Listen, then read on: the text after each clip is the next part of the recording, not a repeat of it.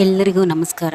ಈ ವಿಡಿಯೋನಲ್ಲಿ ಮಂತ್ರಾಲಯದಲ್ಲಿ ಮಾಡುವಂತಹ ರಾಯರ ಸಂಕಲ್ಪ ಸೇವೆ, ಮಂತ್ರಾಲಯದಲ್ಲಿ ಸಂಕಲ್ಪ ಸೇವೆ ಅಂತ ಹೇಳಿ ಮಾಡ್ತಾರೆ. ಆ ಸಂಕಲ್ಪ ಸೇವೆನ ಹೇಗೆ ಮಾಡಬೇಕು, ಮಾಡುವಾಗ ಅನುಸರಿಸಬೇಕಾದಂತಹ ನಿಯಮಗಳೇನು, ಅದ್ರ ಬಗ್ಗೆ ಡೀಟೇಲ್ಸ್ ಆಗಿ ಹೇಳ್ತಾ ಹೋಗ್ತೀನಿ. ವಿಡಿಯೋನೆಲ್ಲೂ ಸ್ಕಿಪ್ ಮಾಡೋದಕ್ಕೆ ಹೋಗಬೇಡಿ. ರಾಯರ ಸೇವೆಯಲ್ಲಿ ನಾವು ಮಠಕ್ಕೆ ಹೋದಾಗ ಪ್ರದಕ್ಷಿಣೆ ನಮಸ್ಕಾರಗಳು ಹಾಕ್ತೀವಿ, ಅಥವಾ ನಮ್ಮ ಮನಸ್ಸಿಗೆ ಏನು ಸೇವೆ ಮಾಡಬೇಕು ಅಂತ ಅನಿಸುತ್ತೋ ಅದನ್ನು ಮಾಡ್ತೀವಿ ಬೇರೆ ಮಠಗಳಿಗೆ ಹೋದಾಗ. ಆದರೆ ನಾವು ಎಲ್ಲೇ ಯಾವುದೇ ಮಠಗಳಿಗೆ ಹೋಗಿ ಸೇವೆಯನ್ನು ಮಾಡಿದ್ರೂ ಸಹ ಮಂತ್ರಾಲಯದಲ್ಲಿ ಹೋಗಿ ನಾವು ರಾಯರಿಗೆ ಸೇವೆ ಮಾಡ್ತೀವಲ್ವ, ಅದು ಅತ್ಯಂತ ಶ್ರೇಷ್ಠ. ಮತ್ತು ನಾವು ಮಂತ್ರಾಲಯದಲ್ಲಿ ಹೋಗಿ ಈ ಸೇವೆಗಳನ್ನ ಮಾಡಿದಾಗ ಅದೆಂತಹ ಬೆಟ್ಟದಂತಹ ಕಷ್ಟ ಇದ್ರೂ ಮಂಜಿನಂತೆ ರಾಯರು ಕರಗಿಸ್ತಾರೆ. ಮತ್ತು ಆ ಸೇವೆಗಳಿಗೆ ಅತಿ ಹೆಚ್ಚಿನ ಫಲ ದೊರೆಯುತ್ತೆ. ಮಂತ್ರಾಲಯದಲ್ಲಿ ಮಾಡುವಂತಹ ಸೇವೆಗಳಿಗೆ ಅತಿ ಹೆಚ್ಚಿನ ಫಲ. ಹಾಗಾಗಿ ಜೀವನದಲ್ಲಿ ತುಂಬ ಕಷ್ಟ ಇದೆ ಅಥವಾ ಕಷ್ಟ ಬಂತು ಅಂತ ಅನ್ನಿಸ್ದಾಗ ದಯವಿಟ್ಟು ಮಂತ್ರಾಲಯಕ್ಕೆ ಹೋಗಿಬಿಡಿ. ನಿಮ್ಮ ಕೈಲಿ ಎಷ್ಟು ಆಗುತ್ತೆ ಅಷ್ಟು ಸೇವೆಯನ್ನು ಮಾಡಿ ನಿಮ್ಮ ಕಷ್ಟನ ರಾಯರ ಹೆಗಲಿಗೆ ಹಾಕ್ಬಿಟ್ಟು ಬನ್ನಿ. ಅದನ್ನು ಇಳಿಸೋ ಭಾರನ ಅವರು ತಗೋತಾರೆ. ಈ ಮಂತ್ರಾಲಯದಲ್ಲಿ ರಾಯರ ಸೇವೆ, ಸಂಕಲ್ಪ ಸೇವೆ ಮಾಡಬೇಕು ಅಂತೇಳಿ ಅಂದ್ಕೊಳ್ಳೋ ಅಂಥವರು ಕನಿಷ್ಠ ಪಕ್ಷ ನಾವಲ್ಲಿ 3 ದಿನನಾದರೂ ಉಳ್ಕೊಳ್ಳೇಬೇಕು. ರಾಯರ ಸಂಕಲ್ಪ ಸೇವೆ ಮಾಡಬೇಕು ಅಂತನ್ನೋರು ಕನಿಷ್ಠ ಪಕ್ಷ ಮಂತ್ರಾಲಯದಲ್ಲಿ 3 ದಿನ ಆದರೂ ನಾವು ಅಲ್ಲಿ ಉಳಿಬೇಕಾಗತ್ತೆ.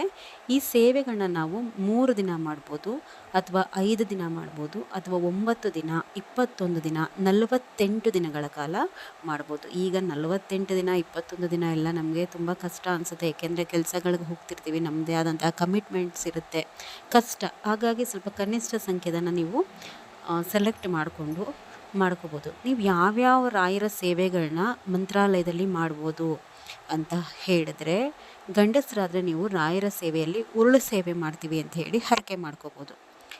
ಉರುಳು ಸೇವೆ ದಿನಕ್ಕೆ 1 ಸಾರ್ತಿ ಮಾತ್ರ ಈ ಉರುಳು ಸೇವೆ ಮಾಡಬೇಕು. ಹೆಂಗಸರಾದರೆ ಹೆಜ್ಜೆ ನಮಸ್ಕಾರ ಮಾಡ್ಬೋದು. ಗಂಡಸರು ಸಹ ಹೆಜ್ಜೆ ನಮಸ್ಕಾರ ಮಾಡ್ಬೋದು. ಮಂತ್ರಾಲಯದಲ್ಲಿ ಸಂಕಲ್ಪ ಸೇವೆ ನಾವು ಮಾಡ್ತೀವಿ ಅಂತ ನೀವು ಆಯ್ಕೆ ಮಾಡ್ಕೊಳ್ಳೋದಾದರೆ ಯಾವ ಸೇವೆ ಮಾಡಬೇಕು ಅಂತ, ಇವೆರಡೂ ಸೇವೆ ಬಹಳ ಅತ್ಯಂತ ಶ್ರೇಷ್ಠವಾದಂತಹ ಸೇವೆಗಳು. ಅಂದರೆ ಗಂಡಸರು ಉರುಳು ಸೇವೆ ಮಾಡೋದು, ಹೆಂಗಸರು ಹೆಜ್ಜೆ ನಮಸ್ಕಾರ ಮಾಡೋದು. ಹೆಜ್ಜೆ ನಮಸ್ಕಾರ ಅಂತಂದರೆ, ನೀವು ಒಂದು ಹೆಜ್ಜೆ ಇಟ್ಟರೆ ಅಂತಂದರೆ, ಒಂದು ಹೆಜ್ಜೆಗೆ ನೀವು ಸಂಪೂರ್ಣವಾಗಿ ಮಂಡಿಯನ್ನು ನೆಲಕ್ಕೆ ತಾಗಿಸಿ ನೀವು ನೆಲಕ್ಕೆ ಬಗ್ಗಿ ದೇವರಿಗೆ ನಾವು ನಮಸ್ಕಾರ ಮಾಡ್ತೀವಲ್ವ, ಆ ಥರ ಬಗ್ಗಿ ನಮಸ್ಕಾರ ಮಾಡೋದನ್ನು ಹೆಜ್ಜೆ ನಮಸ್ಕಾರ ಅಂತ ಹೇಳಿ ಕರೀತಾರೆ. ಇವೆರಡೂ ಸಹ ಅತ್ಯಂತ ಶ್ರೇಷ್ಠ ಸೇವೆ ಅಂತ ಹೇಳಿ ಪರಿಗಣಿಸಲ್ಪಡುತ್ತೆ.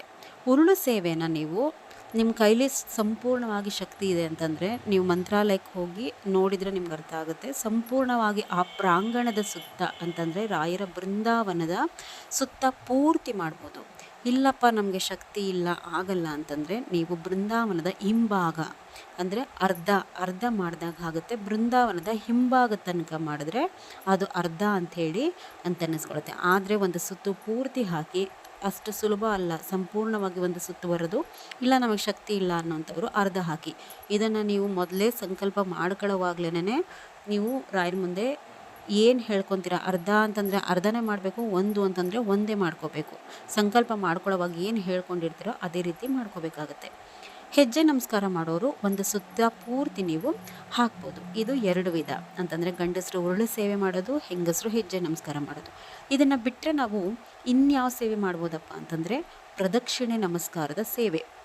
ಮಂತ್ರಾಲಯದಲ್ಲಿ ರಾಯರ ಬೃಂದಾವನದ ಸುತ್ತ ನೀವು ಅಂದರೆ ಮಾಮೂಲಿ ಪ್ರದಕ್ಷಿಣೆ ಬರುವಂಥದ್ದು ಎಷ್ಟು ಸುತ್ತು, 3, 5, 9, 11, 18 ಸುತ್ತು ನಾವು ರಾಯರಿಗೆ ಪ್ರದಕ್ಷಿಣೆಯನ್ನು ಬರ್ಬೋದು. ಇದು ಒಂದು ಸೇವೆ. ನಿಮ್ಗೆ ಯಾವ ಸೇವೆ ಅನುಕೂಲ ಆಗುತ್ತೆ ಅದನ್ನು ನೀವು ಆಯ್ಕೆ ಮಾಡ್ಕೊಳ್ಳಿ. ಆದರೆ ಯಾವ ಕಾರಣಕ್ಕೂ ಹೆಂಗಸರು ಉರುಳು ಸೇವೆಯನ್ನು ಮಾಡೋದಕ್ಕೆ ಬರೋದಿಲ್ಲ. ನೀವು ಹೆಂಗಸರಾದರೆ ಹೆಜ್ಜೆ ನಮಸ್ಕಾರ ಅಥವಾ ಪ್ರದಕ್ಷಿಣೆ ನಮಸ್ಕಾರ ಇವೆರಡು ಮಾತ್ರ ಆಯ್ಕೆ ಮಾಡ್ಕೋಬೇಕು. ಗಂಡಸರಾದರೆ ಈ 3 ಸಹ ನೀವು ಮಾಡ್ಬೋದು.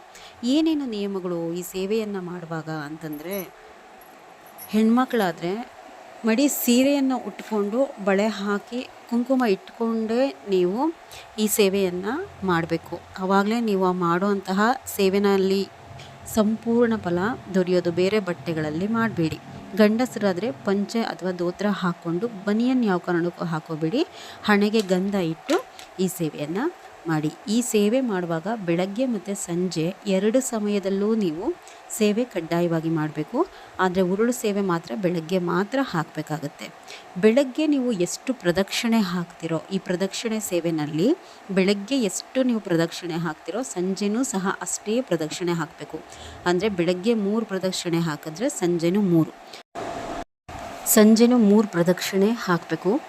ಆದರೆ ನೀವು ಈ ಮಧ್ಯದಲ್ಲಿ ಅಂದರೆ ಸಮಯ ಸಿಗುತ್ತೆ ಬೆಳಗ್ಗೆ ಮತ್ತು ಸಂಜೆ ನೀವು ಸೇವೆ ಮಾಡೋ ಮಧ್ಯದಲ್ಲಿ ಮಧ್ಯಾಹ್ನ ನಿದ್ದೆ ಮಾಡೋದಾಗಲಿ ಅಥವಾ ಮಠದಲ್ಲಿ ಸಿಗುವಂತಹ ಆಹಾರವನ್ನು ಬಿಟ್ಟು ಹೊರಗಡೆ ಹೋಟೆಲಲ್ಲಿ ತಿನ್ನೋವಂಥದ್ದಾಗಲಿ ಮಾಡಬಾರ್ದು.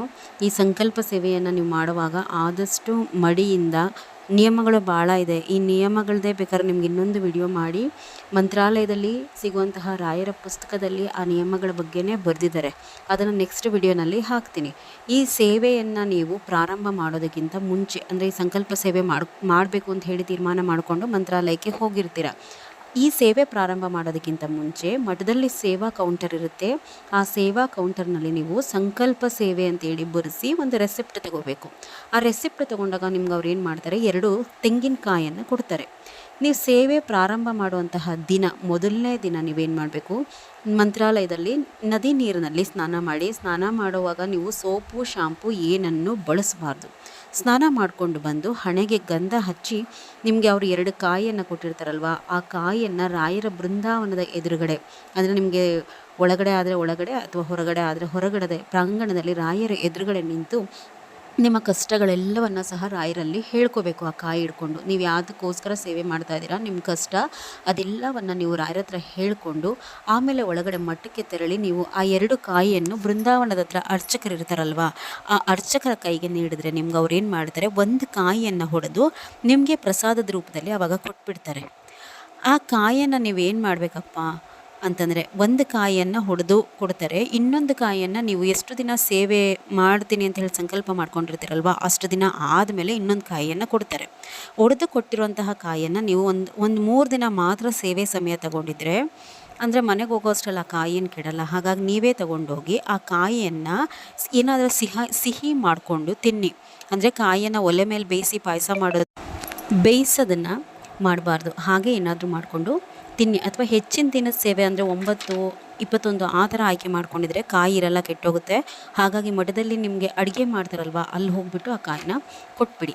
ಸೇವೆ ಮುಗಿದ ನಂತರ ನಿಮಗೆ ಒಂದು ಪೂರ್ಣ ಫಲವನ್ನು ನೀವು ಆ ರೆಸಿಪ್ಟ್ ಇಟ್ಕೊಂಡಿರಬೇಕು. ಅದನ್ನು ತೋರಿಸಿದ್ರೆ ನಿಮಗೆ ಪೂರ್ಣ ಫಲವನ್ನು ನಿಮಗೆ ಕೊಡ್ತಾರೆ ಸೇವೆ ಮುಗಿದಾದ್ಮೇಲೆ. ಆ ಕಾಯಿಯನ್ನು ಏನು ಮಾಡಬೇಕಪ್ಪ ಅಂತಂದರೆ ನಿಮ್ಮ ಊರಿಗೆ ತಗೊಂಡೋಗಿ ಒಂದು ಗುರುವಾರದ ದಿನ ರಾಯರ ಮುಂದೆ ತುಪ್ಪದ ದೀಪ ಹಚ್ಚಿ ನಿಮ್ಮ ಸಂಕಲ್ಪಗಳೆಲ್ಲ ಏನೇನಿದೆ, ಕಷ್ಟ ಏನೇನಿದೆ ಹೇಳಿಕೊಂಡು ಆ ಕಾಯಿಯನ್ನು ಒಡಿರಿ. ಅವತ್ತು ಏನೂ ಬೇಯಿಸಬಾರ್ದು. ಕಾಯಿಯನ್ನು ಏನಾದರೂ ಸಿಹಿ ಮಾಡಿ ಆ ಕಾಯಿಯಿಂದ ಒಂದು 5 ಜನಕ್ಕೆ ಪ್ರಸಾದ ಮಾಡಿ ಹಂಚಿ.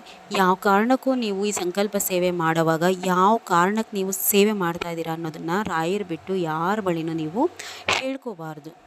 ಈ ಸಂಕಲ್ಪ ನೀವೇನು ಮಾಡ್ಕೊಂಡಿರ್ತೀರಲ್ವ ಸೇವೆ ಮುಗಿಸೋದ್ಮೇಲೆ, ಈ ಸೇವೆ ಮುಗಿದಾದ್ಮೇಲೆ ಕನಿಷ್ಠ ಅಂತಂದರೆ 21 ದಿನ, ಜಾಸ್ತಿ ಅಂತಂದರೆ 48 ದಿನಗಳ ಒಳಗಾಗಿಯೇ ನಿಮ್ಮ ಸಂಕಲ್ಪವನ್ನು ಖಂಡಿತವಾಗ್ಲೂ ಈಡೇರಿಸ್ತಾರೆ.